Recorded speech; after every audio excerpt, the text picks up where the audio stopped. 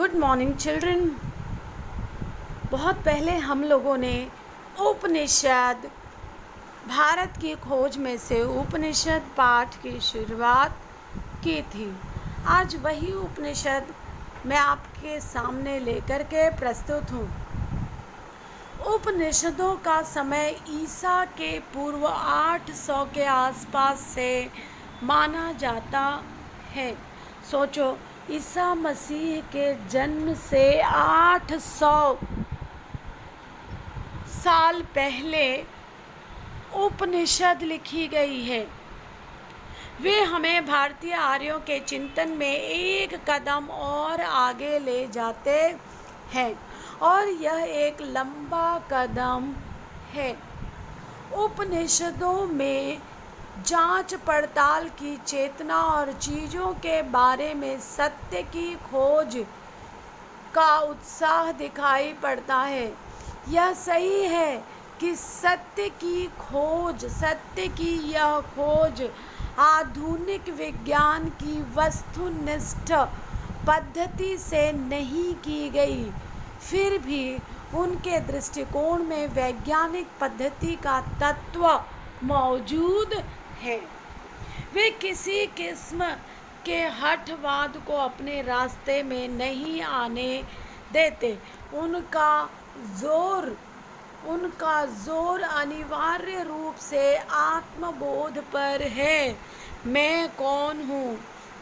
इस संसार में मेरा अस्तित्व क्या है? इस चीज़ों के बारे में कहाँ पर लिखी गई है बच्चों? इसके बारे में लिखा गया है। किसमें लिखा गया है बच्चों? उपनिषदों में इसकी कहानी लिखी गई है।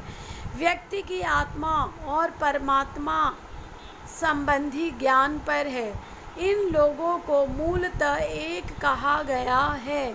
बाह्य वस्तु जगत को मिथ्या तो नहीं कहा गया है, पर उसे सापेक्ष रूप से सत्य कहा गया है।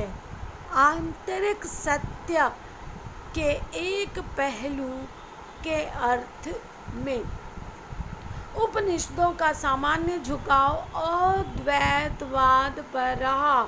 अद्वैतवाद क्या होता है बच्चों? ईश्वर एक है। अद्वैत किसे कहते हैं? God is one. लेकिन जब हम मानते नहीं, गॉड एक नहीं बल्कि अनेक है, उसके अलग अलग रूप हैं, तब हम अद्वैतवादी नहीं कहलाते हैं। समझ में आ रहा है बच्चों? हम लोग तो कैसे पूजा पाठ करते हैं। आज मंगलवार है तो आज गणपति की पूजा करो, सोमवार है तो आज शंकर भगवान की पूजा करो, या जो दिन मान लेते हैं कोई है ना।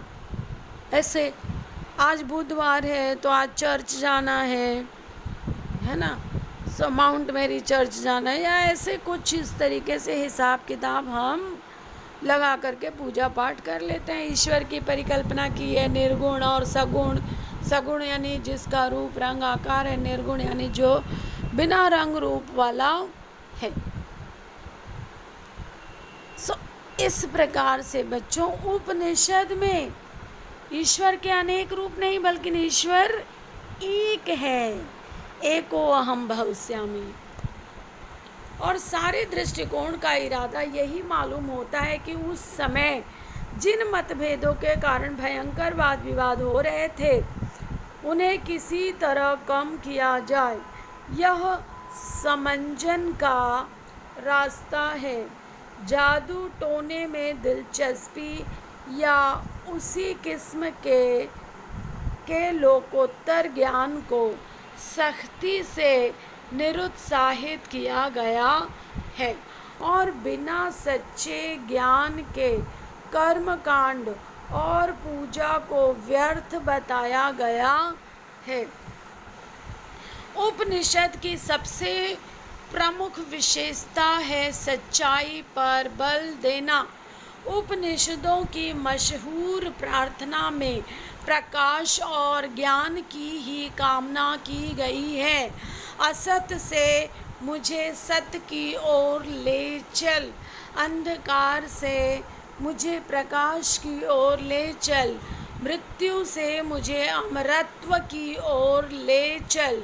बार बार हमें एक बेचैन मन झांकता दिखाई पड़ता है, जो निरंतर किसी खोज में, किसी प्रश्न का उत्तर पाने में लगा है। ऐतरेय ब्राह्मण में इस लंबी अनंत अनिवार्य यात्रा के बारे में एक स्तोत्र है।